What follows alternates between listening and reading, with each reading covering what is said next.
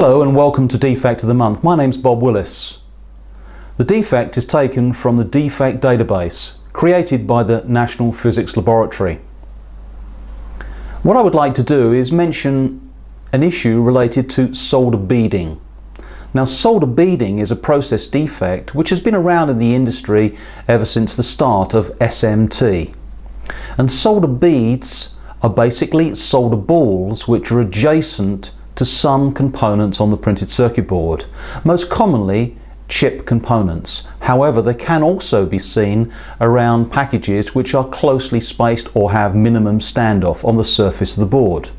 Basically, what has happened is solder paste material has slumped underneath the package or literally been drawn underneath the package by capillary action.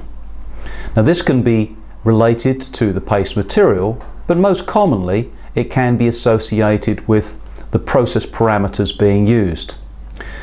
If you look at the solution to this particular problem, it's modifying a stencil.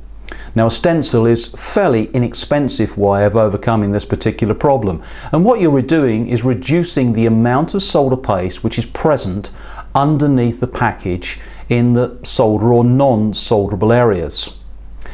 However, if you take your stencil data directly from the design data and the design footprint is incorrect to start off with, this is really a design issue. And when looking at closely spaced terminations, you should consider this and possibly reduce the amount of pad underneath the body of the component, which is not actually underneath the solder termination area.